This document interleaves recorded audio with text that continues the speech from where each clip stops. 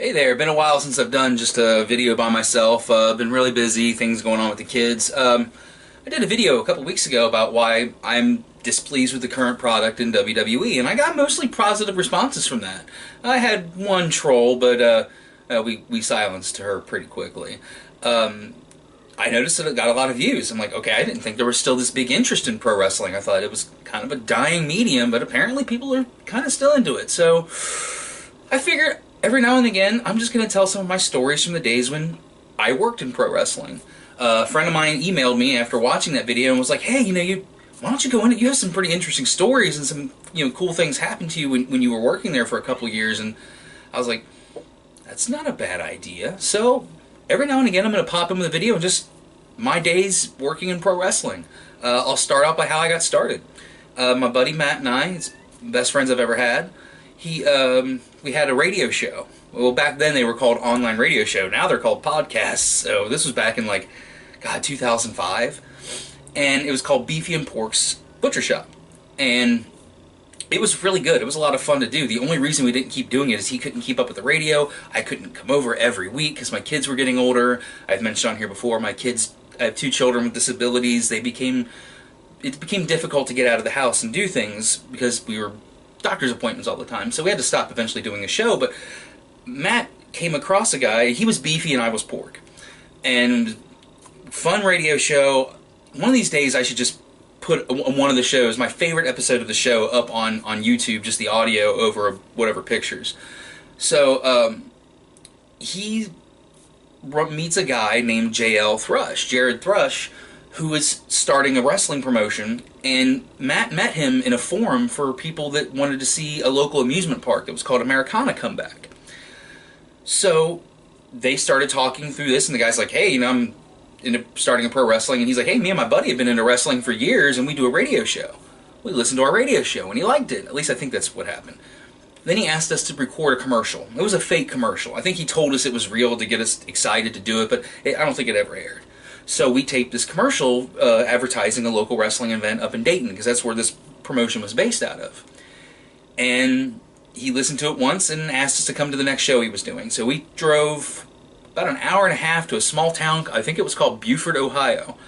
And a wrestling promotion called the UIW was performing there, and I've still, there's a lot of guys there that I'm still cool with. Didn't work for UIW very much. I would have liked to have. More so, that just became driving there. I was already working the other promotion. I like most of the guys in UIW, actually. They were really cool guys. We used a lot of talent back and forth. So we worked that show.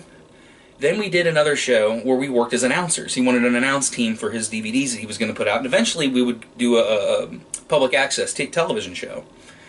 So we wanted announcers, and he heard us announce, thought we were pretty good. Then we did a show where 22 people showed up. It was terrible. It wasn't promoted well by anybody. It was one of those shows. It was like, okay, you need that first big failure to okay, here's what we did wrong. And nobody showed up at the show. It was at a soccer arena in, I think, Edgewood, Ohio. I think that's the name of the town. It was just outside of Dayton. But we announced it like we were announcing a WWE show. And I could hear people behind us these guys have tremendous chemistry together. Well, look, no, Matt and I have been, we know each other so well that he knows exactly the right way to set me up for a joke, and I know just the right way to set him up for one. We gel perfectly together when it came to announcing. Any comedy stuff, he and I we get each other, and it works. And so we did that show. They loved it. Then we started doing shows out of, what was it, Merchants Flea Market? Anybody that was in IPWA, if you can comment on here, I think it was called Merchants. It was, that was a lot of fun. We spent several years there, and that's where we did most of our shows out of. Once every 3 or 4 weeks we do a show. We would tape 2 hours worth of television, and our TV show is only a half an hour long. That's all we could get. I got in trouble a couple of times for the language I used. I would intentionally throw bad language in there just to piss the promoter off, because I thought it was funny. I knew he had to go home and edit all that. And I started off the very first word I said was fuck one day, because I knew right away he'd be like, God. Well, that promotion kind of fell apart, and not to get too political here, but the owner of the company the guy who ran it, JL Thrush, made some very inappropriate comments about people who have to rely on Medicare and things like that. And you can think any way you want, but he made some pretty horrendous comments about disabled people on Medicare, and that was it. That drew the line for me. I blocked him. I haven't talked to him since. So that's how I got started, and that was pro wrestling in a nutshell. So to get that out of the way, I want to tell funny stories or odd stories, things that just happened while in my time there, just to throw a video up here every now and again. So I'm going to tell a story of a character I created while we were doing a show. We were a family-friendly program.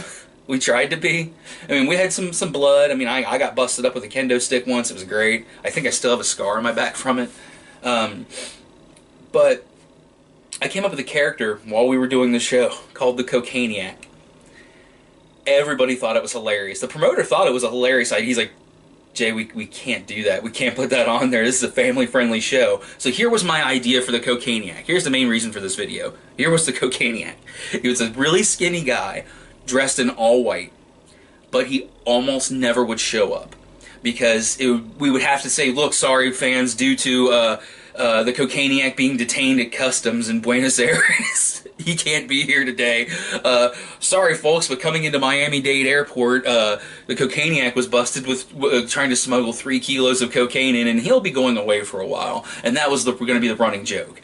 Well, when we eventually were going to have the Cocainiac show up, well, I wanted to do this. I can't say we, because I was the only one that was really pushing for this. His gimmick would be, he's dressed all in white, and he's obviously fucking coked out of his mind.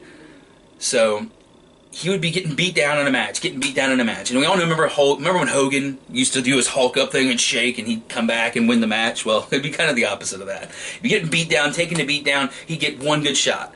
Crawl over to the corner where he'd have a bag filled with just like white powder. My idea was to put like baby powder in there, something that if you got in your eyes it wouldn't fuck with you too bad. And he would just jump his head in there and come out, powder all over him, be like, oh! But as we all know, cocaine, not really a performance enhancer. As somebody who used to do it a lot when I was like 19 and 20. It will fuck you up, and so then he'd be able to do a hook and then try to make a comeback and then just get the shit beat out of him, and he would lose any match he ever had because he'd do the coke and be like, and then he would just immediately come down and get pinned. That was my idea for the Cocainiac. I made several references to the Cocainiac while we were doing shows. I don't know if they ever got edited out because I don't have all of our DVDs. I have some of them. I might post a match or two that I called on here just so you guys can hear our gimmicks. Like, my gimmick was kind of a mixture of Jim Cornette and Roddy Piper. I was just a dickhead. I turned face, for those of you who don't know the term. I became a good guy for a very short period of time. It went over when I turned face, but it didn't stay over very well. Like, nobody bought into it. I was a jerk. I just had that attitude. So I canceled it out, and I went back to I went into like this Charles Manson style gimmick, like a funny Charles Manson, right? I always let my hair down, I was wearing like tie-dyed shirts and shit like that, and I started my own little group of people, and so yeah, that was the Cocainiac. I know, this is probably, people are probably watching this like, why are you putting this up? I just felt like telling the story. So, this is the part 1, I'll probably, maybe once a month, come on here and tell a story about my time in pro wrestling.